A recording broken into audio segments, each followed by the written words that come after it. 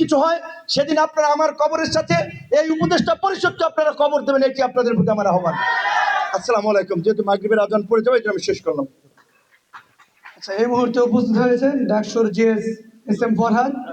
সময় শেষ, যদিও সময় নাই, 1 মিনিটের মধ্যে উনি বিচার যেন, এই বিচার ব্যাপারে ওনারা যেন পদক্ষেপ নেয়, ভূমিকা রাখে, এ ব্যাপারে উনি বক্তব্য প্রত্যাশা করছেন। সালাম আলাইকুম রহমতুল্লাহ। আমি শুধু সালাম দেওয়ার জন্য আসছি। আমি আসলে ক্ষমা প্রার্থী, অনুরোধ কাছে ক্ষমা প্রার্থী, লেট হয়েছে আর কি।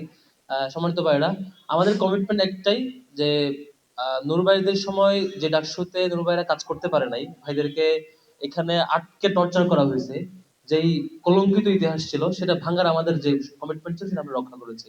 আমরা আমাদের জায়গায় নূর ভাইকে তখন ফোন দিয়ে বলছিলাম, ডাকসুর পর পরে আমরা দেখা করতে গেছিলাম, তখন ভাই অসুস্থ ছিল নির্বাচনের রেজাল্টের পর পরেই। তখন বলছিলাম, ভাই যে জিনিসের আপনি ভিকটিম হয়েছেন, যারা আপনাকে টর্চার করে বাজে একটা কলঙ্কিত ইতিহাস করেছে, আমরা সেটা কবর রচনা করতে চাই। সেদিক থেকে আমরা ডাকসুর সকল হল সংসদ এবং ডাকসুর সকল নির্বাচিত প্রতিনিধি একসাথে মিলে যৌথভাবে কোনো ধরনের পলিটিক্যাল ক্ল্যাশ ছাড়া, কোনো দ্বিমত ছাড়া একসাথে সমন্বিতভাবে কাজ করছি। আমরা এই কমিটমেন্ট ইনশাআল্লাহ রক্ষা করবো। নূর ভাইরা যেটা লিগেসি চেষ্টা করছিলেন করবার জন্য, সেটা আমরা চেষ্টা করছি এটা বহন করবার, এবং আমরা তাদের সেই বাকি রাখা কাজগুলো যেগুলো ওনাদের স্বপ্ন ছিল সেটা ধারণ করার পাশাপাশি পুরো জাতির যে স্বপ্ন সেটা পূরণ করার চেষ্টা করবো ইনশাল্লাহ। এবং একই সাথে আজকের ডাকসুর জায়গা থেকে আমাদের যে দায়িত্ববোধ, যে কাজ করবার কথা, আপনাদের কাছে দোয়া চাই। বিশেষ করে এই স্যাক্রিফাইস করা এই মানুষগুলোর কাছে দোয়া চাই, সবার কাছে দোয়া চাই, আমরা যাতে আপনাদের সেই প্রত্যাশা পূরণ করতে পারি।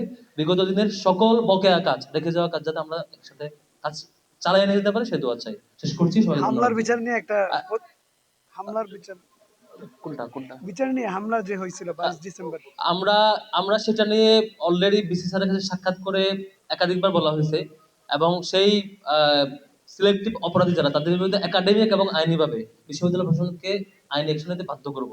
অলরেডি অনেক অপরাধীর ব্যাপারে আইনি অ্যাকশন নেওয়া হয়েছে, তাদের সার্টিফিকেট বাতিল এবং বা অন্যান্য যে পানিশমেন্ট গুলো সেগুলো হয়েছে অন্যান্য ইস্যুতে। ঠিক এই কেসে যারা জড়িত, আমরা ভাইদের সহযোগিতা নিব, নিয়ে যে অপরাধী, সেই অপরাধীদের যে পানিশমেন্ট দেওয়া হবে বিশ্ববিদ্যালয় প্রশাসনকে, এই ইস্যুতে আমাদের দায়িত্ব হচ্ছে সেই যথাযথ পানিশমেন্ট নিশ্চিত করা, সেটা আমরা রক্ষা করবো ইনশাল্লাহ। শেষ করছি। সালাম আলাইকুম।